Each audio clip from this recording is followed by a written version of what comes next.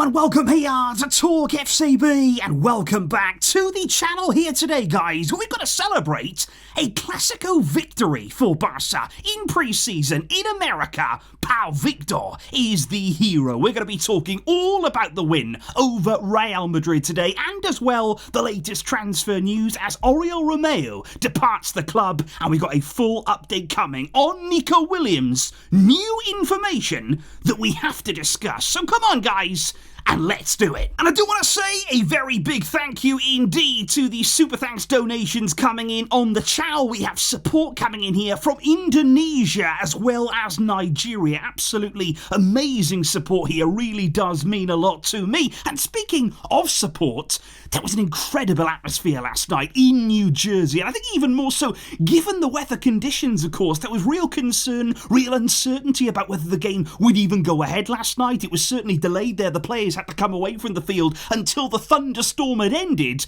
But when they did return, brilliant atmosphere inside the stadium. The fans here staying out to support and making it feel like a proper Clasico experience. It really, really was. High intensity, and definitely here, both teams wanting to win this game. Because I think when you do look at Real Madrid's starting lineup here, they did line up, we've got to say, with plenty of first-team players at their disposal. And even though after the game, Ancelotti has said, well, we're not really interested in the result. I'm not concerned by that at all. Real still have big players to come back, of course, but there was plenty of names out there. And I think with Barça, we lined up with first-team players of our own. But again, there was young players in there. There's a real core here of young players in that starting lineup. You've got, again, that double pivot of Bernal and Casado alongside each other. Unai as well, a big start for him. Pablo Torre was in there. And also, Alex Valle, who actually played as the right back last night, usually plays as a left back, and he provided an absolutely beautiful assist that it was for the second goal. Really impressed last night with Valle. Outside the foot it was,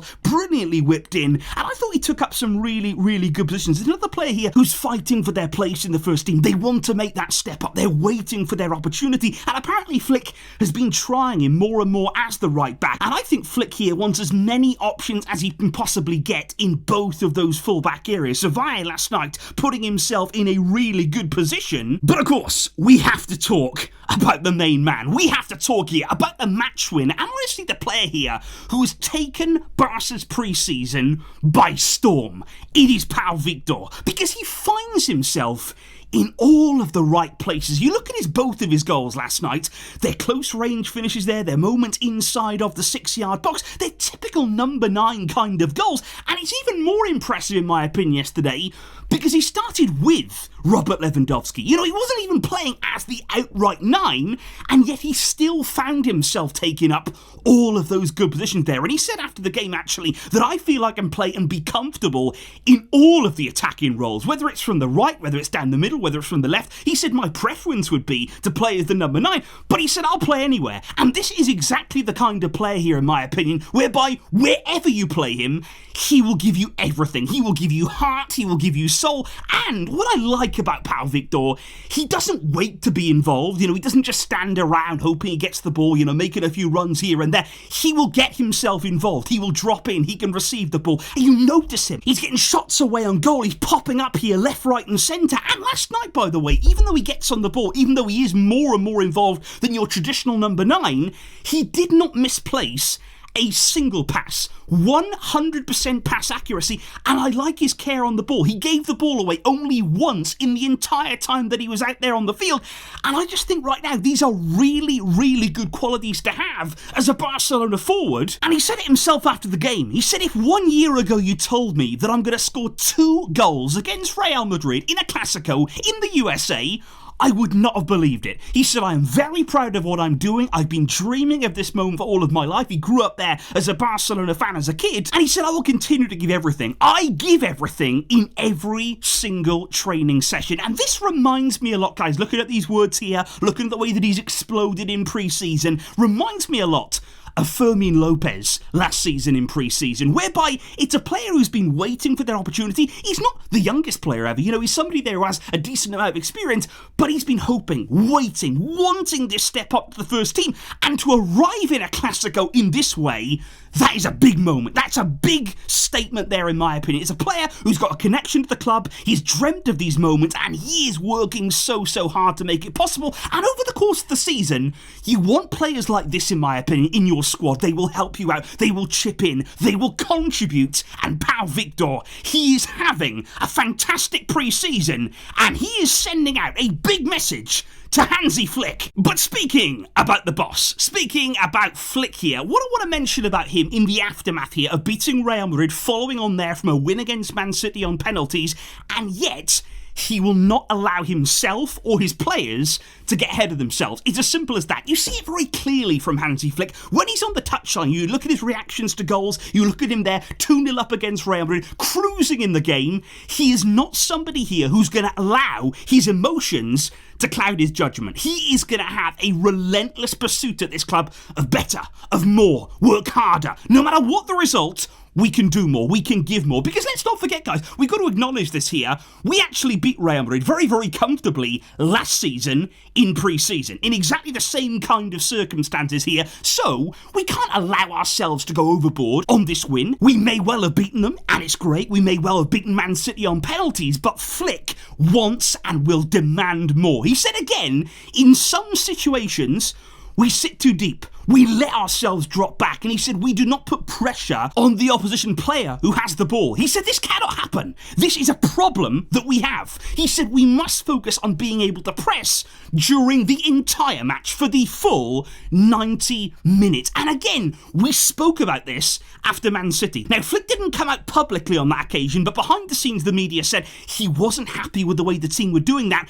And it says a lot again that after beating Real Madrid, he will publicly come out and say, we've got to do more though. This is a problem and we must fix it as a team. And I think it's about here with this Barcelona team under Flick right now. We are still in the process of getting rid of a few bad habits. The mindset, I think, has started to seep in the past season or so, whereby the team thought it was okay to drop back, to sit back, to feel like they're ahead in the game, they can just defend, they can sort of take their foot off the pedal. You cannot do that. And I think Flick here has come in, he's working with the players every day. It takes time to get rid of those habits. It takes time there to instill new ones. And it won't fly under him. He will not allow this team to take a backward step. He will not allow you to invite pressure.